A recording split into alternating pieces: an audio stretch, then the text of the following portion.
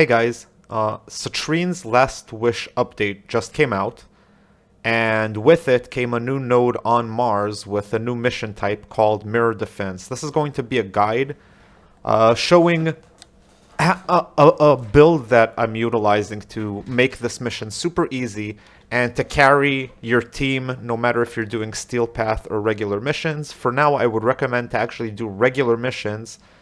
They appear to be pretty easier, even though they drop a little bit less of the new resource. The speed at which you can have various team members going and gathering this resource could compensate for that, so you don't necessarily have to go with Steel Path. Obviously, Steel Path has its other perks, such as Steel Essence and Acolyte drops and other stuff like that. But anyway, this is going to be utilizing Tyana for her ability to fly all over the map, and we're going to be using a pretty high, well, sorry, actually that's the wrong type of radar.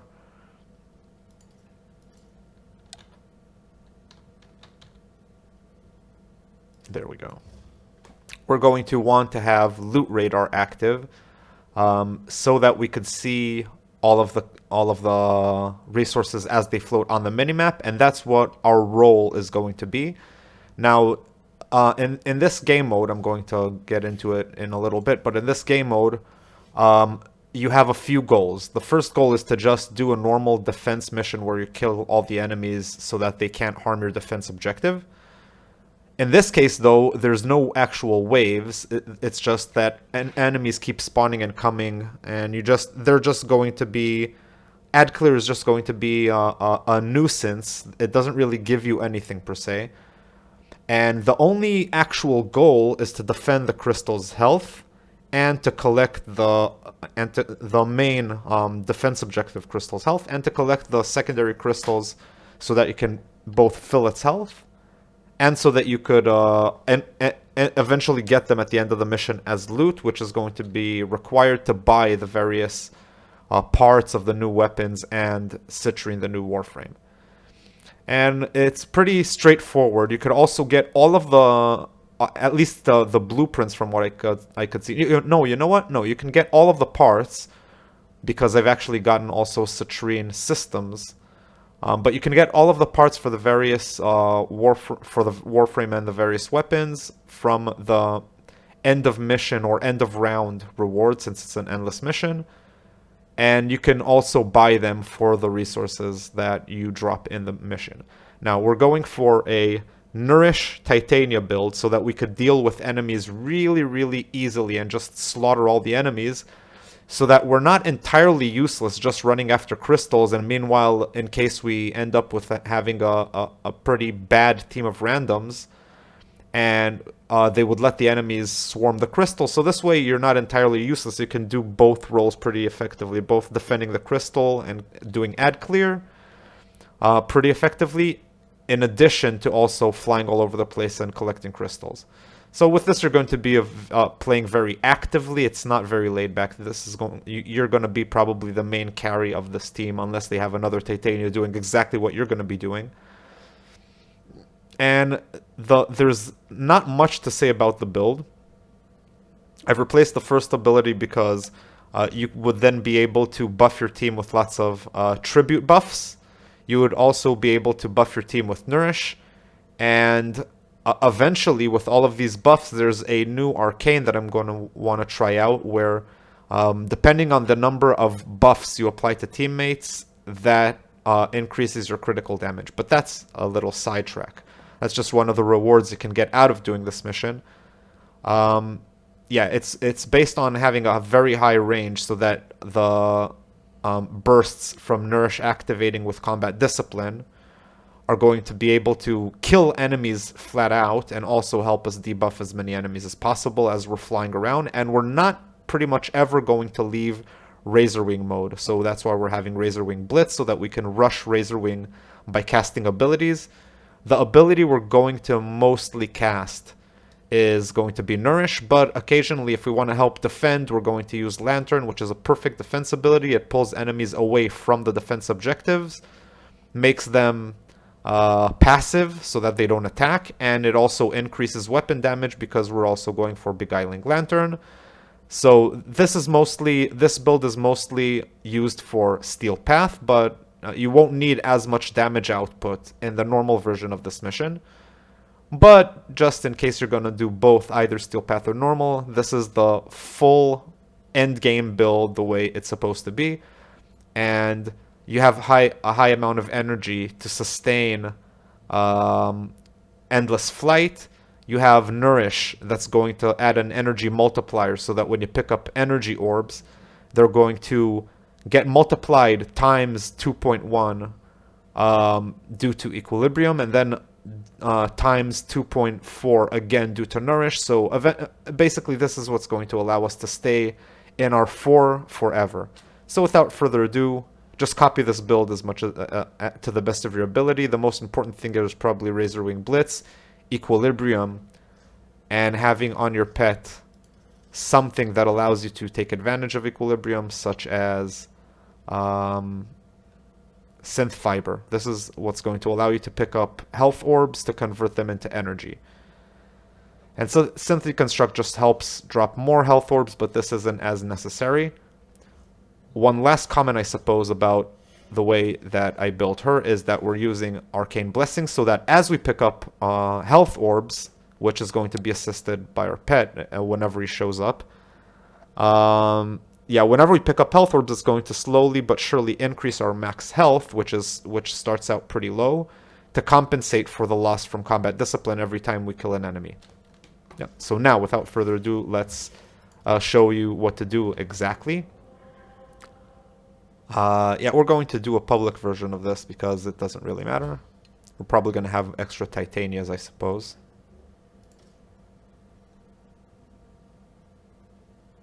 I hate when guys do this.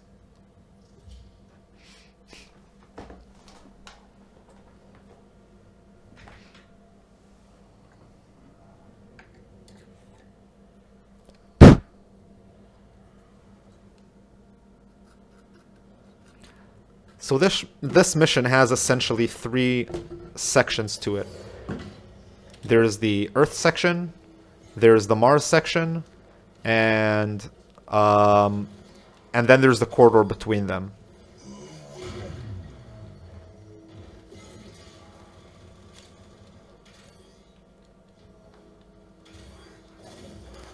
Now that we have a little bit of energy and Nourish active, we could fly around and kill enemies. Now what we want to do is look on the minimap to clusters of loot boxes, and that's how we know that the new crystals spawned. And the faster you pick up these crystals, the faster new ones are going to spawn.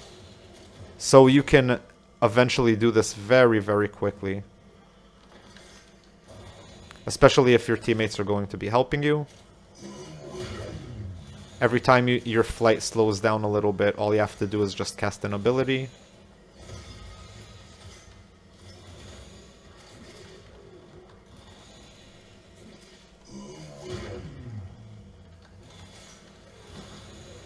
I'm not even looking at all at what's going on the screen. All I'm looking at is on my mini-map, which is actually a shame because that just cost me my life. I need to pick up more health orbs if I really want to stay alive.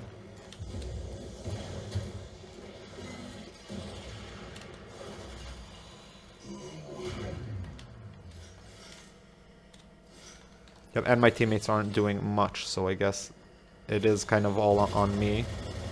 Do we have another Titania? No, we don't, so yeah, it's all on me.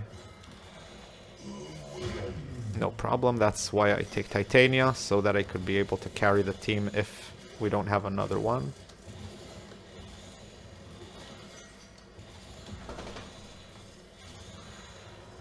Titania also has a inherent magnetism when she's in flight mode, so it helps us pick up all the drops that are not crystals to kind of differentiate clusters of just drops from a bunch of enemies to what are actually the crystals. Now we're going to the middle section, and before we start the next round, you want to pick up everything as quickly as possible, because as you see, the next wave has 18 seconds. When the next wave starts, this section is going to be shut down, or in other words, not shut down, but all of these crystals are going to vanish.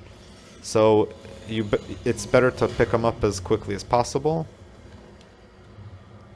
Wait, where are these ones? Never mind, it's too late now.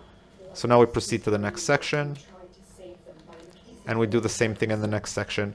Now, throughout this video, I'm going to show you show you the likely places where they usually spawn. You will also need to enter a bunch of nooks and crannies in this section of the map, and that's pretty annoying.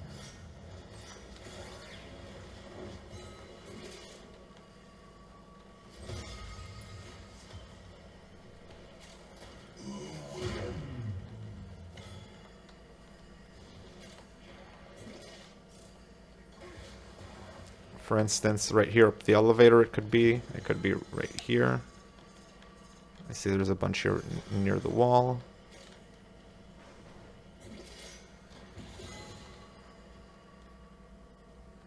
And again, the faster you pick them up, the faster the new ones are going to spawn. So you don't even really need Steel Path if you pick it up fast enough. Now in Steel Path they drop more. So if you have a very decent team, you could that all pretty much do both searching and killing enemies. That could be even more efficient. But we're going to be able to deal with enemies very easily with this build and flying around infinitely.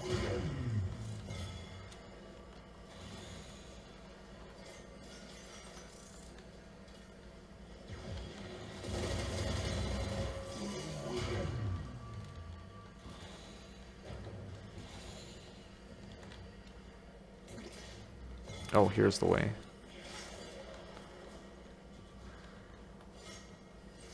Literally nobody else is helping me. That's fine.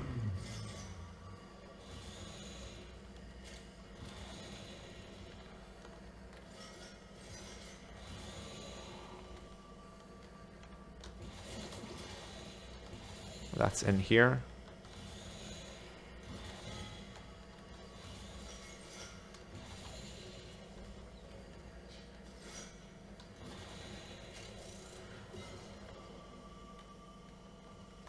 It's in here again.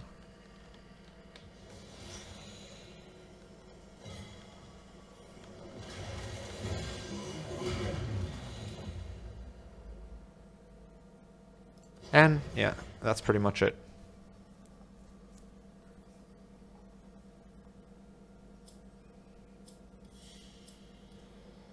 We're done here. Yeah. The extraction team will take over from here.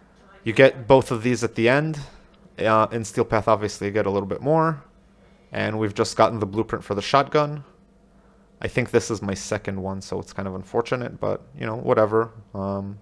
Just to show you that you can drop the parts here. Yeah, have a nice day, guys.